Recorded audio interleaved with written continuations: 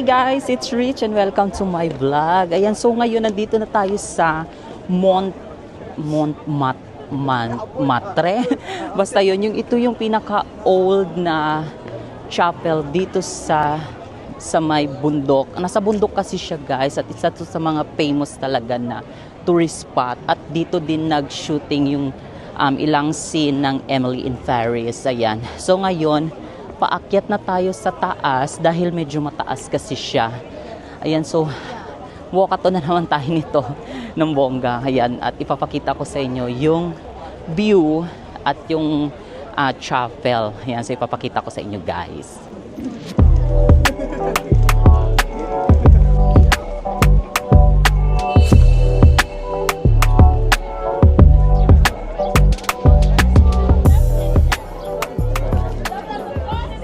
And guys, so ngayon paakyat na tayo.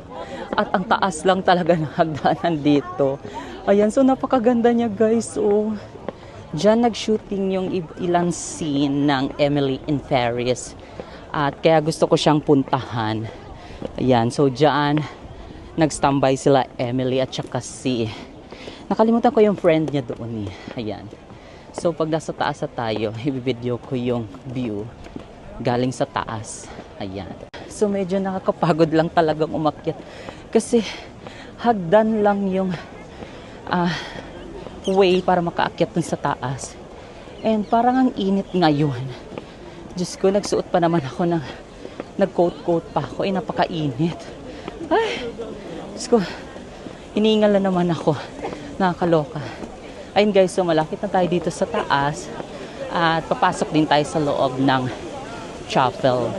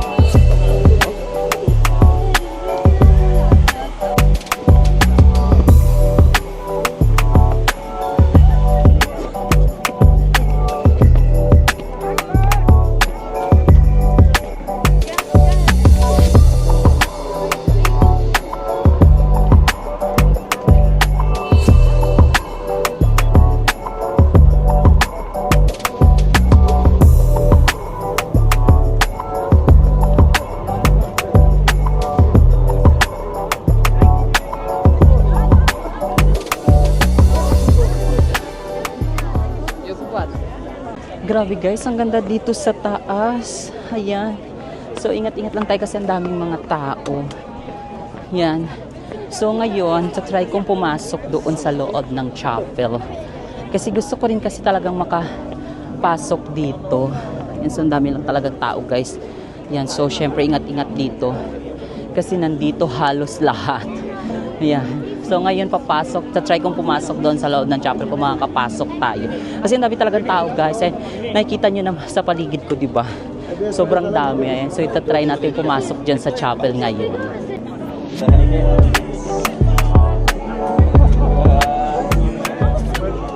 Grabe guys, ang haba lang talaga ng pila. Diyos ko, ngayon nakapila na ako. At yeah, napakahaba talaga ng pila. Pero tatsagain ko to kasi gusto ko talaga makakapasok sa loob. So ang dami lang talagang tao. At syempre ingat-ingat tayo sa mga dala natin. Masyado lang talagang mahaba yung pila. Talagang tsatsagain mo lang.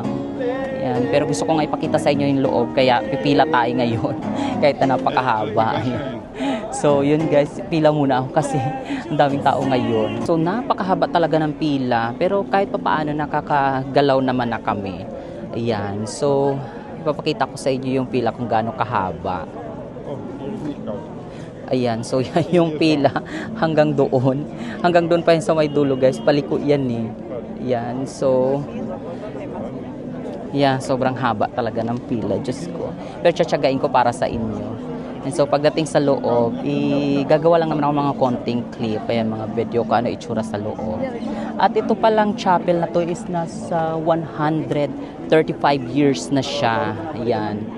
So talagang matagal na siya. Yan yung pinaka-old na chapel dito. Ayan.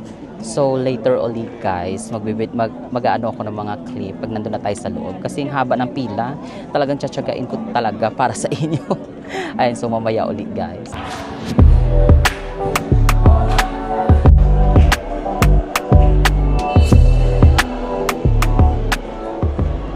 Now guys, I'm here na sa loob kaso bawal mag-ingay. Ayan, so yan yung nasa paligid ko at ito yung simbahan.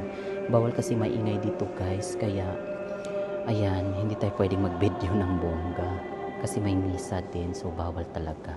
Ayan, so ito lang yung magiging clip natin dito sa loob kasi bawal talaga mag-ingay guys. Kaya ngayon, pupunta na tayo sa labas kasi bawal mag-ingay dito sa loob.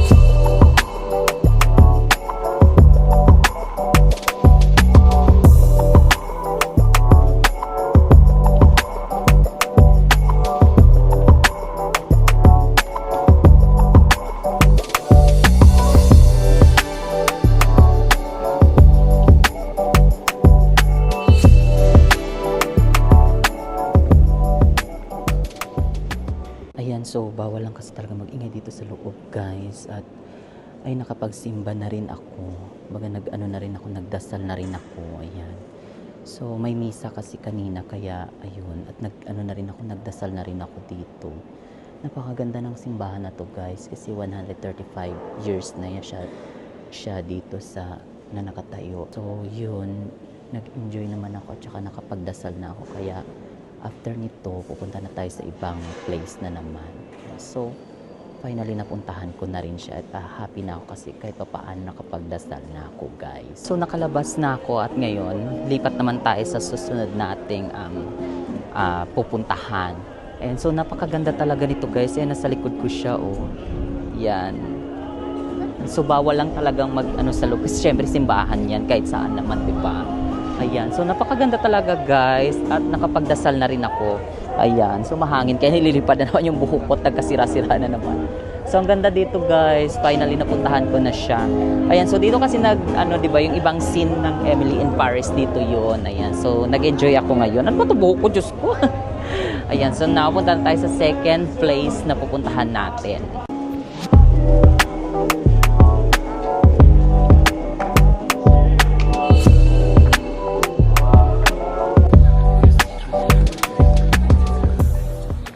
So now guys, nandito naman ako sa isa sa mga pinagshootingan ng Emily in Paris. Ano ba yung pangalan niya? Nakalimutan ko yung pangalan niya. Basta mamaya sasabihin ko. Ayan, so papunta na ako dito at dito siya. Kung napanood niyo yung video niya is doon nila nilagay yung bed para doon sa advertise na gagawin nila. Ayan, so now papunta na ako at ang dami na namang tao dito guys kasi syempre na ano na to, 'di ba? Na feature na tong place na to. Tsaka famous din kasi tong place na to kasi maganda talaga yung yung view. Kaya now nandito na ako at ipapakita ko sa inyo yung view natin ngayon.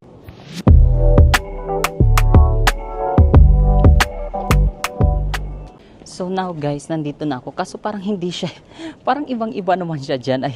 Ayan siya, yan yung parang ibang-iba naman siya doon sa video. Ayan. So, ayan, ito siya. Kasi hindi ko makita yung parang tore doon sa likod. Ewan ko kung siguro ba is iba yung angle natin. Ayan, so, ito yun siya. Ayan. So, yeah, and then, doon sila na restaurant nag-inom ng kanyang BFF. Ayan yung pink doon. Ayan. So, yeah, ito pala yun. At finally, nandito na ako. Kaso ibang-iba siya talaga sa personal. Hindi siya kaparehas doon sa mga pictures na nakikita natin. Ayan. So, hindi ko siya masabing na satisfied ako. Pero maganda dito kung in terms naman sa Ayan, so may restaurant doon kasi hindi pa bukas. Ayan, so finally nakapunta na tayo dito and pupunta naman tayo sa next natin na tourist destination. Ayan, so baka siguro doon tayo sa Trompay. Ayan, sa Arc Trompay. Tama ba ang pronounce ko? Basta yun. Medyo nahagard ako guys kasi puro paakyat kasi dito. Ayan, so punta na tayo doon sa next nating tourist destination. Ayun guys, so dito sa place ko, dito yung parang dinisplay yung Hastings bed. Ayan, yun yung advertise na ginawa ni Emily. Ayan, so para yun doon sa advertise na gagawin nila, nag-photoshoot yata sila dito sa place na ito. At yan nga yung famous na diba? Ayan, yung parang landmark na ng Emily in Paris. Ayan, so yeah, finally nandito na ako. Nakakatuwa. Ayan. So bago tayo pumunta doon sa susunod nating place, ay ito na i-featured ko na video ko na dito sa place na kinatatayuan ko ngayon, kung saan nila nailagay yung Hastings bed. Ayan. So para yata yun doon sa yata nila sa advertise na gagawin. Ayan. So yeah, finally napuntahan na natin guys.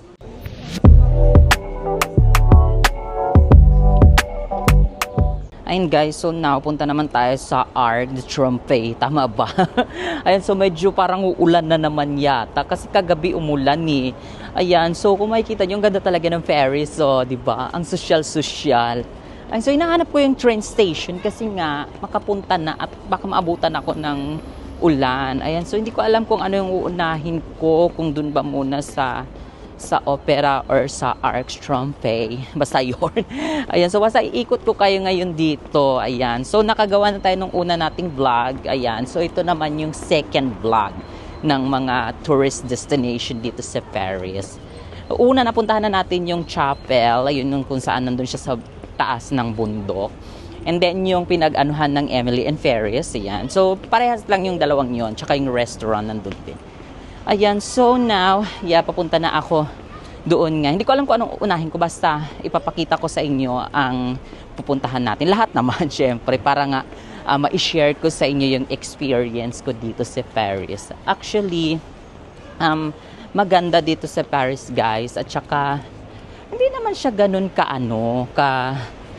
nakakatakot. So, maging aware lang talaga kayo, lalo pag pumunta kayo sa mga tourist spot, ayan.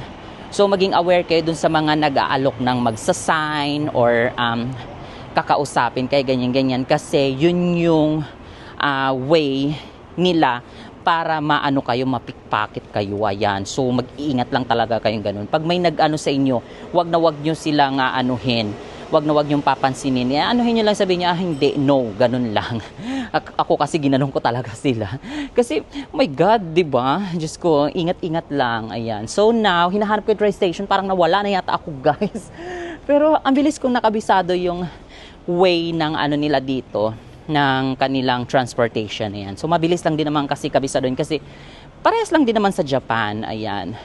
So, ang kagandahan lang kasi is, bagay meron din naman kasing card sa Japan eh. Kumbaga dito kasi, mas convenient ang mga subtrain kasi nandito lahat yung kaya maraming subway dito. Ayan. So, now, I'm heading na to train station para makapunta na tayo sa susunod naman nating tourist spot destination. Ayun, basta yun.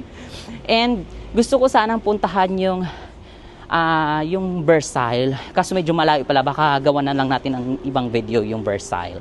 Yung palace yun, guys. Palang, siya talaga, palasyo. O, diba? In English, Tagalog, social. Ayan, so now, punta na muna ako sa train station at, yeah, punta na tayo sa ating susunod na tourist destination.